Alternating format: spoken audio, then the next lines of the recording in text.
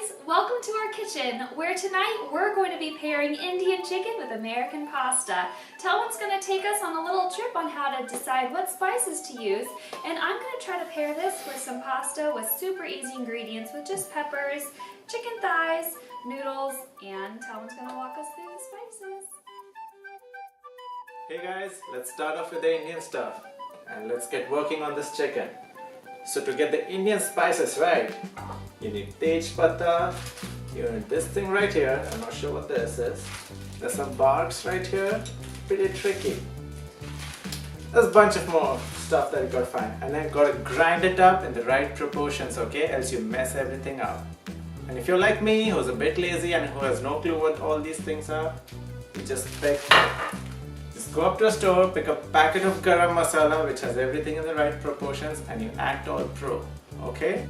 So, before starting off, the first thing you add is salt, because I tend to forget that. When I get all fancy, I forget salt.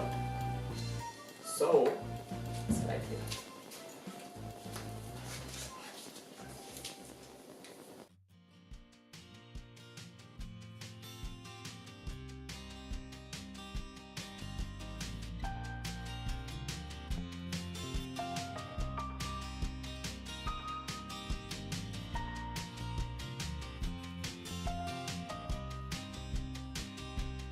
Start off with the primary masala, that's the garam masala.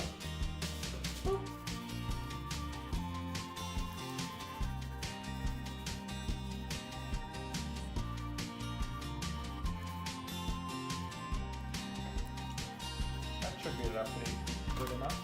Now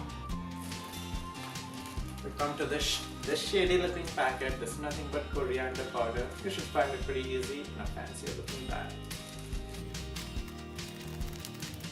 And when you're making curries, this is what gives the curry a little thickness.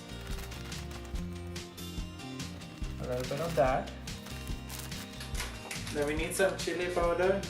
So Indian chili powder does tend to have a slightly different flavor than the paprika you buy at Walmart. So just buy one. It's not that expensive.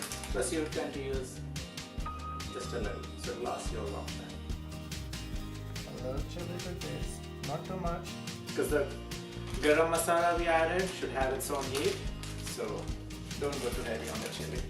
This is kind of my ingredient that I use. It's called Everest Kitchen King Masala. It's not supposed to be added for chicken, but trust me, it tastes good, so add a little.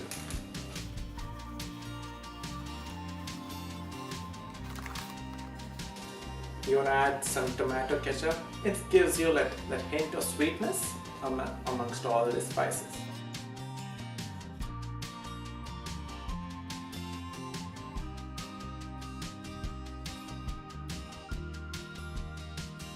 A little bit of ginger garlic paste. Just like half a teaspoon. Time for some yogurt. This is the regular old yogurt from Aldi. Nothing fancy about it. Couple of spoons of yogurt. It has that acidity that balances out the taste. To be honest, I don't know what that was. I've just seen it on a couple of cooking shows. I gotta use the words acidity and balance so that I sound like I know what I'm doing. But trust me, it'll taste good. So now, time to get in and mix it all up.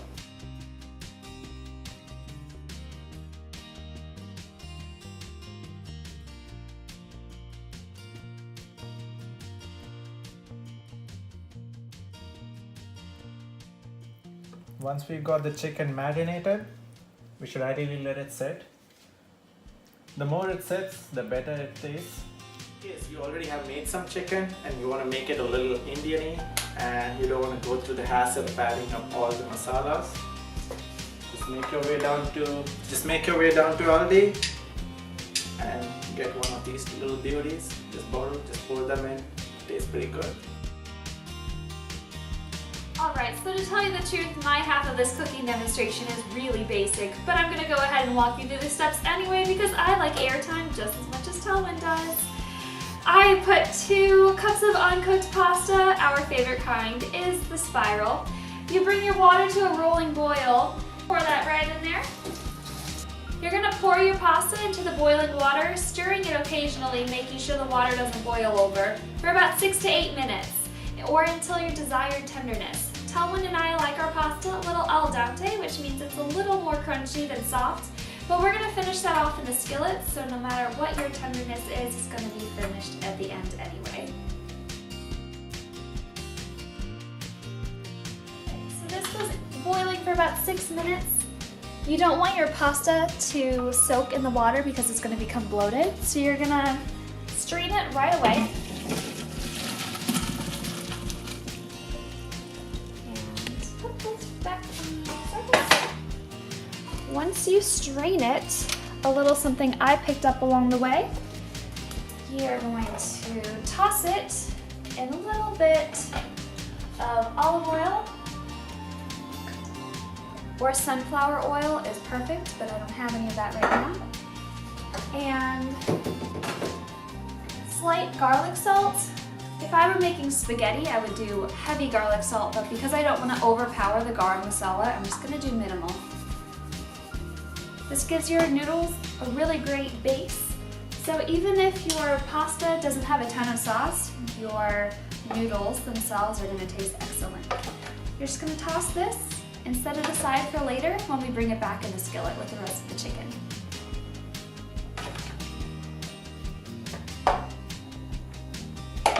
Hey guys, the pan's up and hot. It's time to get rolling and cook some chicken. But you can see there's plenty of oil, so we're not on a diet for sure.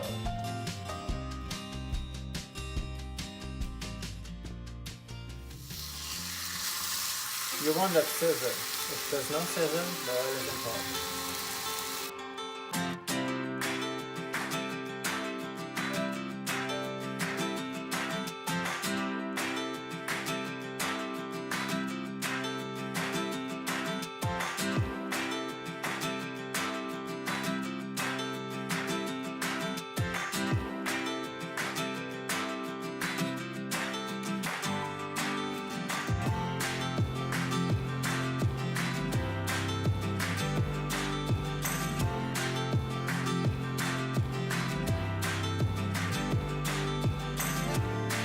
Set the timer for 4 minutes on one side and 4 minutes for the other side. Fun fact, I lied, I had to do a lot of moving around and twisting and turning until I got it to look like this. So it wasn't too long, so roughly like 12 minutes in total I guess. So now that Talwin moved out of the way, I'm coming back in to finish this dish off.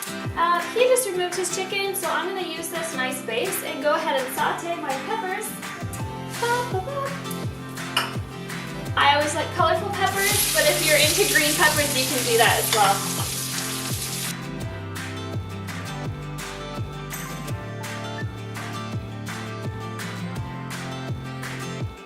Okay, now my peppers are sauteed. I'm going to add in the pasta.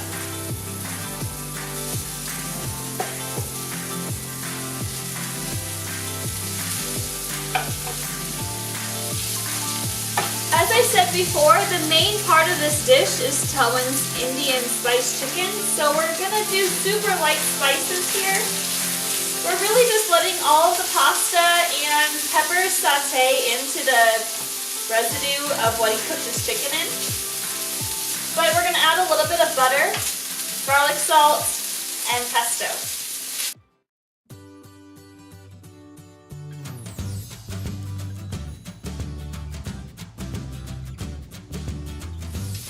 Alright, and just like that, we're ready for Talwin to come back in and finish us off with the chicken.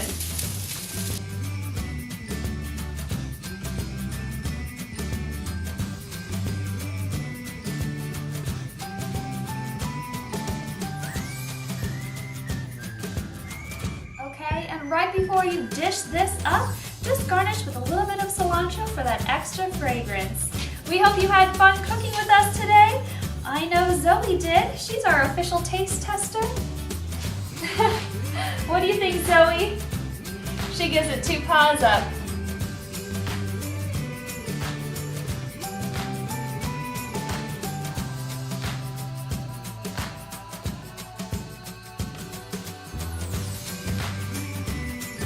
You're gonna put your pasta So, we're gonna make some chicken and pasta. Are you guys excited? Well, why would you be? You're not getting any. But